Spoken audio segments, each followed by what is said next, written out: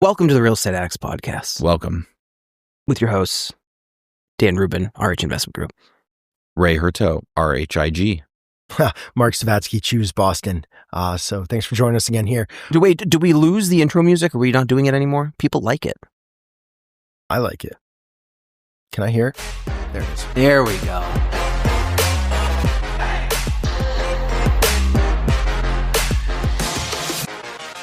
Perfect. Thank you. You feel better now? Yes. do. It gets Stress you, it gets you into the mood. Yeah, guys, I got to play pickleball at 4, so let's Okay. get to it. Let's chop. Chop. So, all right, what's up? What we got? I was back at my old corporate stomp where I cut my teeth. I came out of school. I went to work for a large general contractor. I was at Suffolk. You're going to say you name dropped? Everyone knows them. Yeah, I was like, why? Anyway, I was back there for an event for their technology group, and it just like kind of felt like walking through high school again. Like, you ever go back to your high school and like you see your old locker, and It was so big when you were first there, and then now you go back, you're like, what are all these kids doing? and what's changed, and I don't see Nothing's anyone changed. Yeah, nothing's changed. And I know you guys are former computer geeks from Fidelity. Yes. Yeah. Yes. And Haven't been back. keep in touch with folks there. But like, I was curious to talk to you about like your transition, because everyone always, not the kind you're thinking of, Ray. What are you talking I about? see you looking. Ray's very right wing. New Hampshire. From corporate Jesus. life to an entrepreneurial role, lifestyle. So I mean, the first thing I'll say is behind every great entrepreneur is a partner with health insurance, right? Bingo. Yep. Yep. The wives or significant others. Or husbands. Ray, Well, okay, it's 3 guys here, so wives or significant others. Okay. moving on. It's a master bedroom, Mark. All right. We're bringing that back. One of my favorite analogies about entrepreneurship is like this concept that you're stepping off a boat onto a dock, and the boat is never going to be tied up tight and pretty to the dock for you to make just a nice, gentle transition. But it also shouldn't be floating in the middle of the lake where you're definitely going to end up in the water. So it's got to be close enough. It might be rocking, but like, when are you going to jump from one to the other? Yeah, I mean, I wouldn't suggest, like, I've seen plenty of guys that literally will just quit, Or girls. will just quit and just jump right in, like cold turkey. Never done a project before. Mistake. Or, yeah, like that's go from zero. That's the boat in the middle of the lake. That's the Yeah. boat in the middle of the lake. Unless you're independently wealthy, in which case you Sure. probably have a great Unless you're a life trust jacket. fund, whatever. But Yeah. Go I from think that's 0 projects to like it's 10. it's just not. We've seen that happen, and it ends up in failure Yeah. almost all of the time. So, I mean, I think the nice thing about residential development is that we all need a place to live. And, like my first property was something that I rehabbed, did a lot of the work myself, had some friends help me. And then once I finished the work, they moved in, they paid me rent for their 2 rooms. Mine was very similar. Yeah. Bought a multifamily. Mhm. Lived in 1 unit, had a roommate that paid me rent, and then I rented out the other 2 units, and that's how I cut my teeth in my first property. Yeah. Yeah. I mean, even when I was young, I was pretty scrappy, but we had an extra bedroom, and Jesse was living with me at the time. We weren't engaged. We were living in Sin Ray. Dude, I'm not even religious. But You're that caricature for me. my though. I'm gonna my stay with grandmother would say that though. Like, she'd be Yeah. like, "Are you living in sin?" I was like, "Yeah, no, Grandma, we're good. no. We're not doing that." it. Okay. All right. So anyway, back to that. Back to that. I was at work, and I was thinking of how I could make some additional income, and I put my 3rd bedroom on Airbnb as like a Interesting. for rent, not entire apartment, just a bedroom. Yeah. And like within an hour, I got a click that someone was coming that night. He was an economist from overseas for a conference, and I hadn't told Jesse Just that to I was- share the space. Oh, you didn't even tell Jesse? No, Oh my I didn't God. think this was really going to happen so quick. She You were comes just over, testing the there's just waters. a random dude in the shower. This Danish guy with long hair, he was nicest dude actually, but yeah, she Hey, Interesting. you're still married. the house wasn't clean. Now, was that I was that in like a trouble. one and done thing? Like, after that, she said, "Get this thing off Airbnb," or Oh no, were I you- kept doing that. Okay, I kept doing How long do you do it for? a year. Wow. Yeah. that's pretty cool. And you made good money off it? Yeah, we hosted some cool people. I don't know. Any sketch balls? None that I can remember. No. So I did a variation of that when I biked across the country, and it was called the website was called Couch Surfing. Yeah, I remember. Which was a vast improvement over the other website I had to use, which was called Warm Showers, believe it or not. So bad. Whoever came. Did you just say golden showers? Warm. It was like, hey, that was an add-on. Yeah, it was. Long story short, that was like before Airbnb. That was how you like couch surfed or took a shower, not with somebody else, but if you needed a place to travel. So I'm not shaming you, by the way. Whatever you're into. I'm good. I'm good with anything. Bring it up. No, I mean golden showers, whatever it wants to be. I'm the opposite of what you think I am. I'm like George Costanza. I think what we're broadly describing is versions of house hacking, which are like ways to get stream income out of a property. And I think when you have a W-2 job, it's so much easier to qualify for a loan, right? Yes, that's important. And so it gives you that opportunity to start to build and grow your real estate portfolio and experience while you have a full-time job. For sure. And I think that is a huge benefit to keeping your full-time W-2 corporate job until you're ready. It's a huge safety net. And it definitely lets you try before you buy kind of thing. Or maybe you buy, but you have 7 different off-ramps that are safe. And when Ray and I were doing it, they would let you, I think you're capped now, but I think you're capped at a certain percentage of your 401k. But when Ray and I were doing it, you could borrow, I think, up to 50% of your 401k against 50% of your 401k. Yeah, it was like 50% up to 50k or and whatever. The interest that you paid on that loan went back to yourself because you're technically borrowing against yourself. Yes. So, and it was only like 2 or 3% interest on the money you borrowed from your 401k, and you didn't and there was no penalty.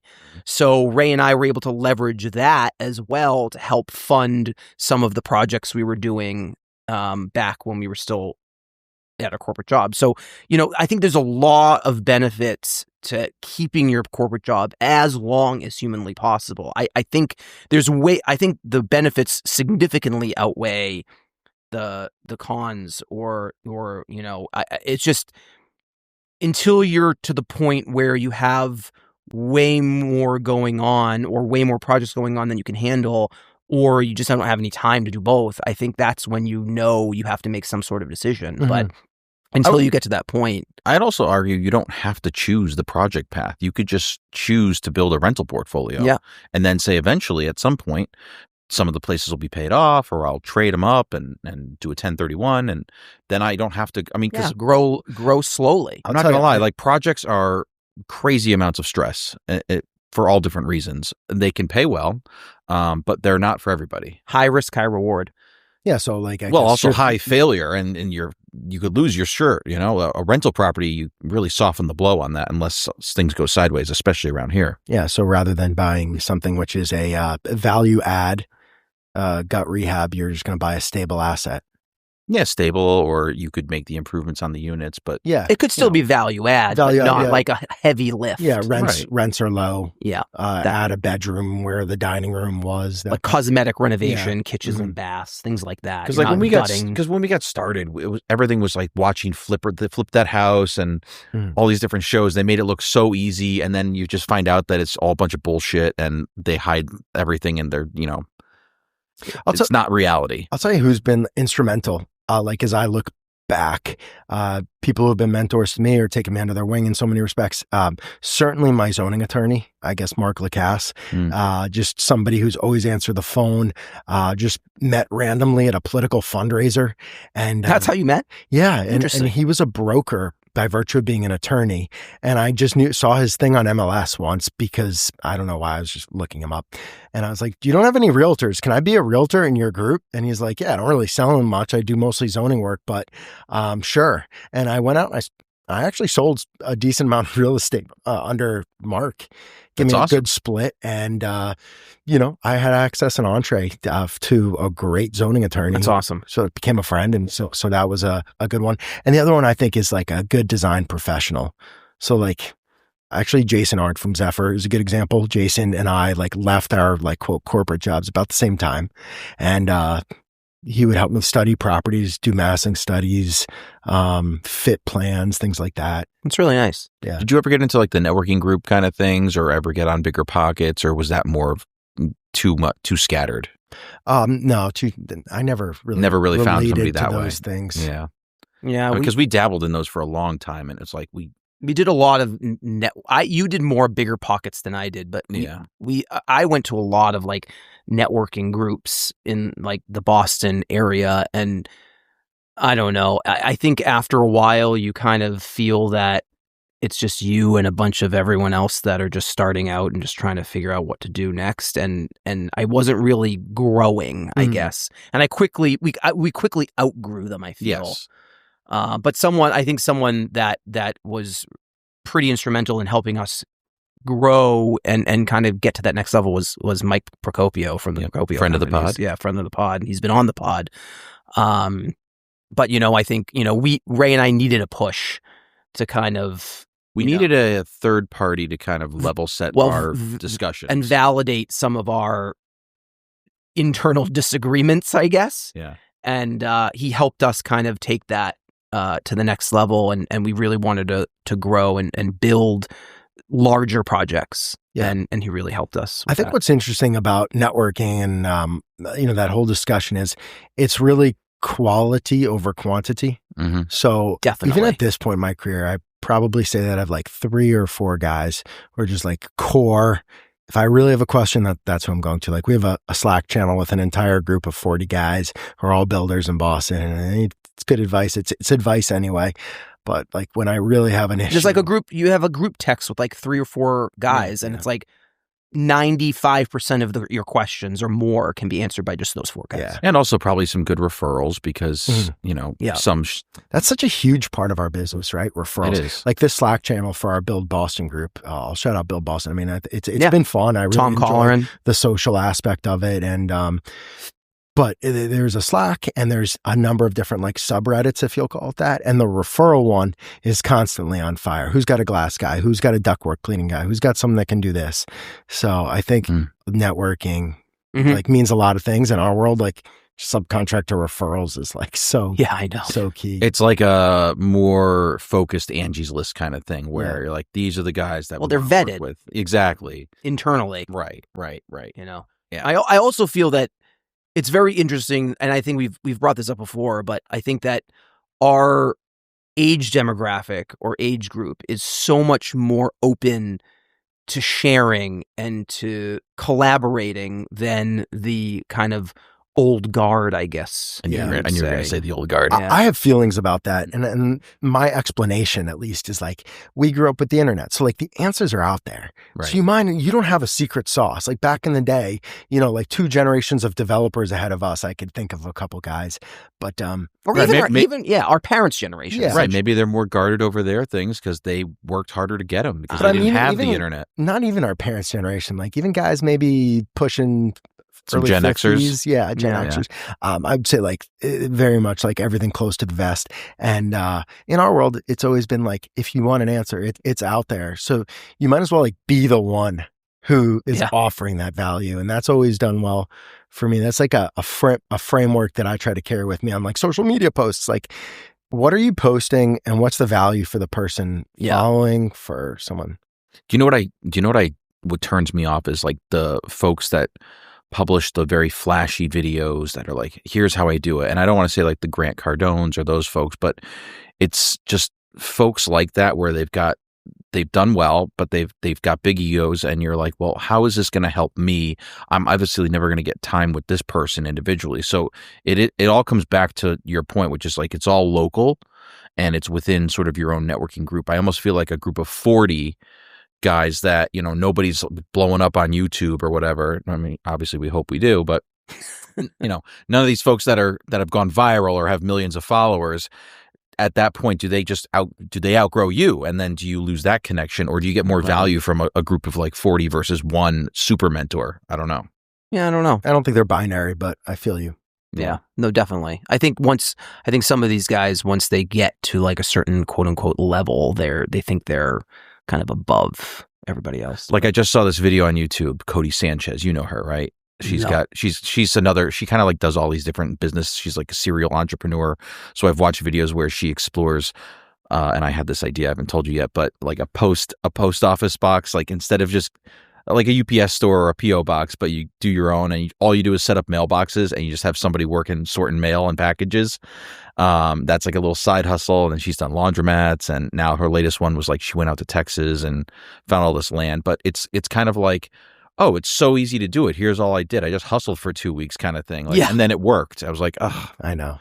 it doesn't work for me that way. I even feel that way about like, did you ever read Rich Dad, Poor Dad, like Robert Kiyosaki? Yeah, I've read a couple of back in the day. I've seen a number of his interviews, and I've read his book, and the guy is just fucking brilliant. And he's like, and so naturally I walked that piece of land and I immediately, it's like, oh, it's great. It's like talking to, my buddy who's like, PhD mathematician. Yeah. He reads.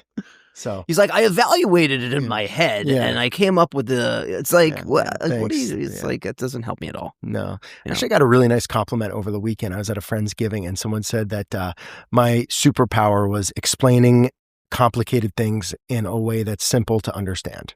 Nice. That's I a was really like, good yeah, I was compliment. like, thank you. I would say your analogies. Thanks, man. And maybe that's they're connected. Yeah, maybe. Yeah. I definitely I see analogies. I think in terms of analogies. I think it shows that you've mastered that particular part of the craft of the trade, is that Oh. if you can explain it in a way that's Yeah. simplified, you've really come full circle. Or tie it back to something that someone that hasn't been in the industry for Yeah. your I was explaining- entire career. Yeah, I was explaining acre siding to a bunch Yeah. of people who are not in construction. There you go. Yeah. So it was interesting. But yeah, teaching is like the ultimate way to learn. Definitely. So do you see yourself, either of you or Mhm. all of us, at some point going from doers to mentors eventually? I mean, I know we kind of all do a little bit of side consulting every now and again, but This is kind of like a humble brag, but so I'll get those same calls as you guys get, I'm sure.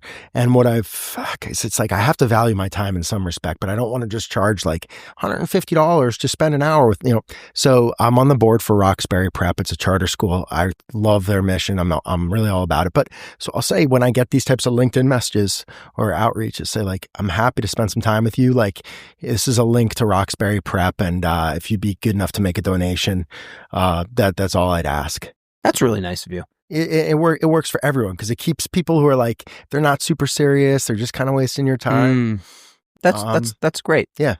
Yeah. we've gone to Northeastern, done Yeah. things. No You have problem. too. Yeah, I like that. I think there's a lot of, I think the mentorship thing comes naturally as you just continue to progress in your career, Mhm. right? I think, people that are younger than you, that are either starting out or trying to grow, I think that they kind of, especially if you're putting yourself out there, they'll naturally gravitate towards you, No doubt. as you grow. I mean, we certainly hope they're gravitating towards the pod and have enjoyed the content we put out there. I mean, we always strive for this to be helpful, and we always debate off camera beforehand, like, should we talk about this? Should we not talk about that? Is it relevant? Is it time sensitive? Like, this is a good one because it's timeless. So Yeah.